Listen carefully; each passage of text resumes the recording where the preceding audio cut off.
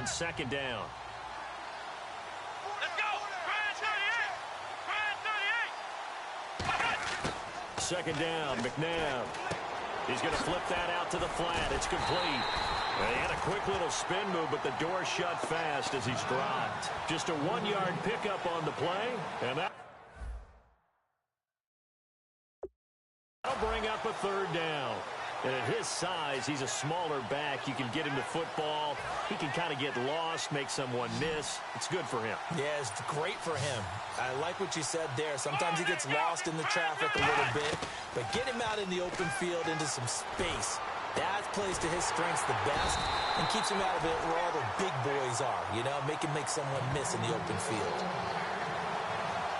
I don't care how many times we see it. I still get a kick out of watching quarterbacks and receivers do the pass tree in pregame warm-up. But I always remember that when we go to practices, we see that after practices as well. They really tune it up, don't they? They tune it up. They know why they do it for these situations. First down. And they build that trust, and that's why they're able to find him in this type of a situation. Let's go. Try 38. They'll run it now out of the gun. And he'll be brought down, losing yardage back at the 40. It's a loss of 4 there, bringing up second down. There's another example of why they haven't scored any points so far. I think it's time to abandon the run game, spread things out, and go to the air. It certainly can't be any worse than what they've done so far. Freeman, the lone man in the backfield. A play fake. Now McNabb. Finding time. Rush coming, and he's taken down. Charles Haley in there to drop him, and it'll be a loss of about 8. 2 minutes remain here in the first half. We're back to Soldier Field following this short break.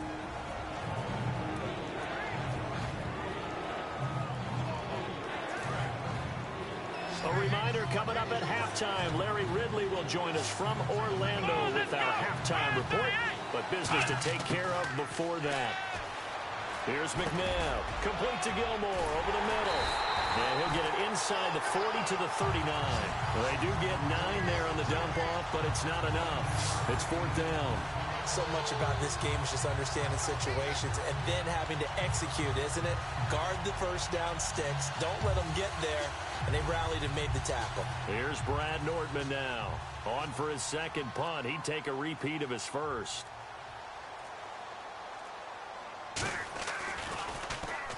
He gets this one away, and boy, it's another boomer.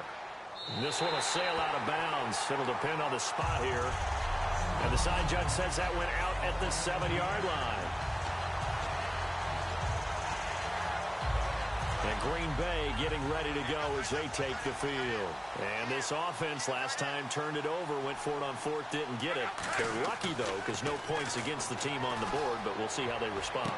Yeah, they've got to get a lot of credit to their defensive teammates, don't they? They had their backs on that last series, and because they did so, that allows the coach to still stay aggressive on offense and maybe go for it again in a similar situation. I was going to say maybe makes that offense feel good when you know you've got a defense making stands like that. Yeah, that'll loosen up things a little bit, won't it? Maybe you'll play a little bit better the next time you have the ball. A really nice pickup of 14 yards, and it moves the sticks. When you see zone defense and you know you got a drag route on as your primary call, you got to be really careful as a passer about how far you let your guy go because he might wander into some tough coverage. On 1st and 10, Locke. And his throw is incomplete. Kendall Wright, the intended target. And that'll bring up second down. We know it's not an easy job to go out and catch passes when people are trying to tackle you and knock the ball away. But the bottom line is, that's a pass he's got to have and a pass he should have caught. They'll come out in the pistol. Back to the air. Luck on second down. And Gresham's got it over the middle. And they're able to get this one across the 35. Looking to speed things up here, going with some tempo. Now a first down throw. Luck. A screen to Bell. And he will lose yardage here to the 31-yard line. That's going to go as a loss of 4, and it'll be second down.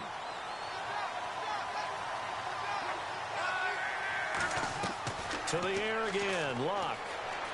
forced out to his left. Now he'll let it go on the run. Deep left side. Cordero Patterson, the one he was hoping to get it to. And it's third down. And when all else fails as a defender, when you're not there in the coverage, your best friend is exactly what we saw there. A big play shot taken by the offense. Unfortunately, it ended in a big drop. Back to throw. Luck eluding the pressure right. And he can't find a receiver, and he's brought down. And now following that timeout, the defense back out onto the field.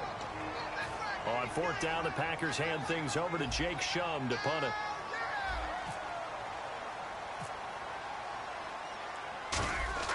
And they're going to fake it from deep in their own territory. Got a man over the middle, and it's complete. It's a big play that time on the fake punt. And on fourth and long, somehow they're able to keep the drive going. So we've reached the intermission, and what right? Hey, Charles, will you give me a water? Jeez, Chuck, they cut off the halftime show again. Quicker than anticipated, ready for the start of the second half. On the return, here's the dangerous Cordero Patterson. And he breaks it all the way out to the 38-yard line. Great return.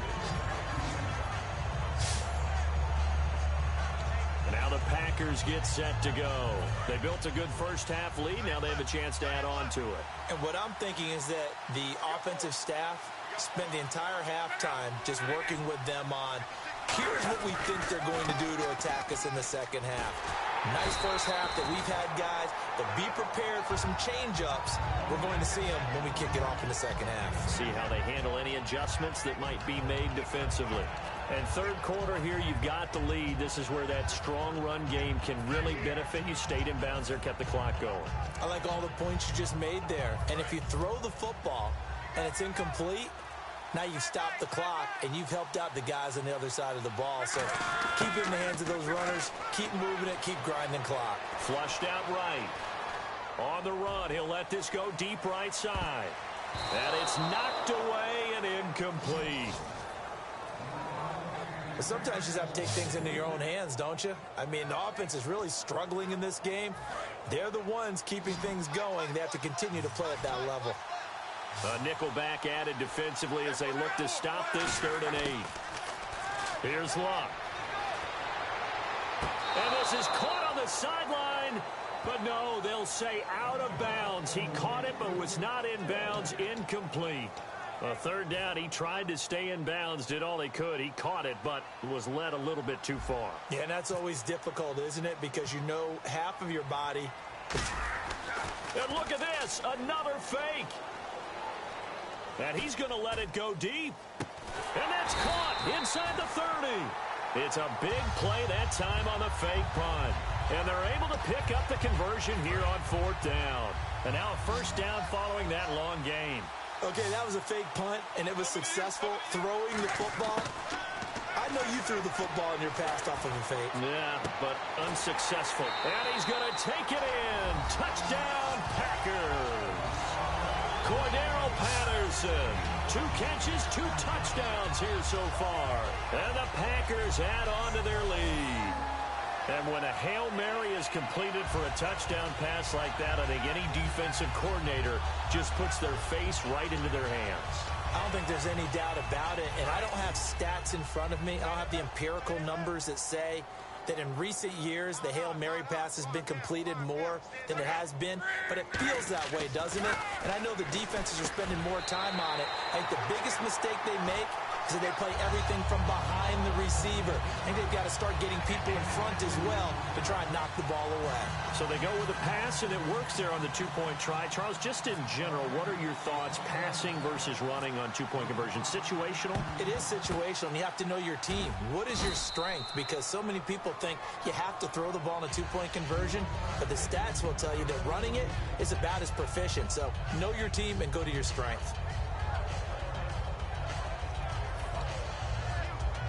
Now we take a glance at the offense as they work their way back out for their first possession of the second half. They trail offense, first time to touch the ball in quarter 3, and we'll see what they can do.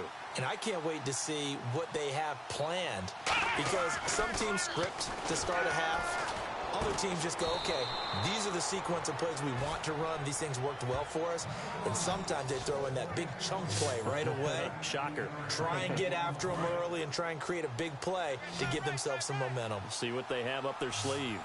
An ex-teammate used to tell me all the time, I hate experienced quarterbacks because no matter what, you really can't hide what you're doing. And I think that right there, he knew right away where the blitz was coming from, where his primary guy was going to be, and he ended up going to a secondary target for a nice game. I was just going to ask you, that wasn't the primary target. He's so good at that, isn't he? I think he knew right away that he wasn't going to get to his primary guy. I think he read that as soon as he got to the line of scrimmage, knew where the pressure was going to come from, and said, I know how to beat that, and that's what he did. So much goes into a successful play, doesn't it? How about that play action there, freezing the defense just enough to bring the tight end free downfield for the completion. And he'll get blown up behind the line of scrimmage, back at the 6. It's a loss of 2 there, bringing up second down. And that's another stop for the defense, something we've seen all game long. They have been on fire today. No matter what's called by the offense, they've had an answer for it. To throw on second, McNabb. And that one got tipped, kind of threw everything off. It brings up third. You got to give some credit. They're able to hop up in the air and bat that one away. And that's frustrating for an offensive lineman because the only recourse is when he goes in the air to try and get some type of a pop or a shove, hoping to bring his arms down. And down he goes. Pressure gets him back at the 14. Charles Haley with a big-time sack on third down. And it'll be a loss of 7. So on fourth down, Marvin Lewis sends on the field goal unit.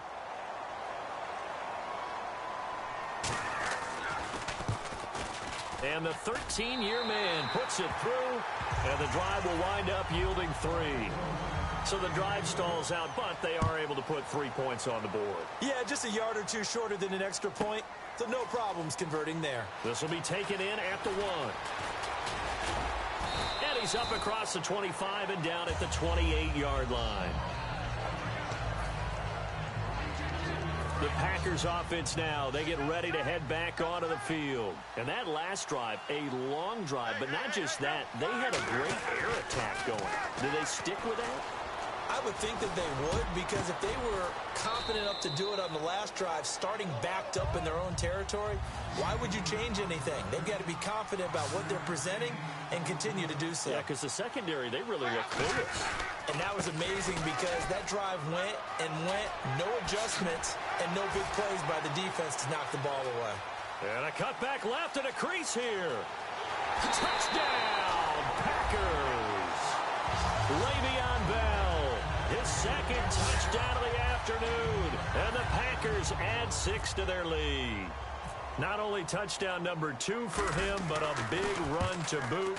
However, still trailing. Still trailing, but not because of his efforts. Boy, he's playing really well, and I love his long speed there, right? Able to get out there and burst all the way to the end zone, and smart enough to keep the ball in his hands and get into the end zone for the touchdown. In 2016, on all levels of football, we're seeing guys drop it before the goal line.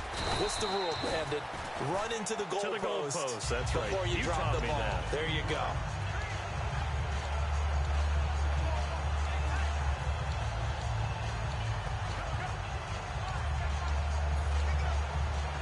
To the field now come the Bears. And they had 3 points last time, but they didn't want 3 points because they were well within range of scoring a touchdown. We'll see if they can do better now. I'm with you on that one. Let's just go ahead and be frank about the whole thing. The only one happy about the 3-point kicker. Exactly. You put it through the post. That's going to help him in contract time. But that offense, they're thinking, let's get in the end zone this time. I don't know if that helped him in contract time. You could have kicked that one through. I don't know about that. Toe bash. I don't know about that. Super toe. Second down, McNabb. Right side catch, Gilmore. And they get him down, but not before he takes it across the 40-yard line. 12 yards there as they move the chains.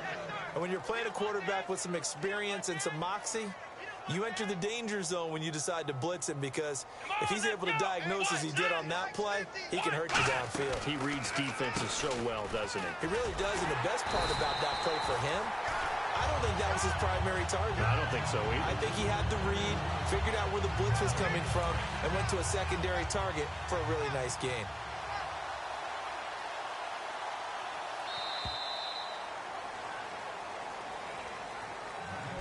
Three quarters in the books. We will return with more of Draft Champions on EA Sports.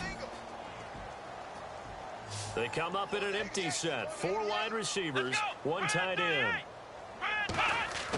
From the gun, here's McNabb. Throwing over the middle, but it's incomplete. He was looking for Quincy Enunwa that time.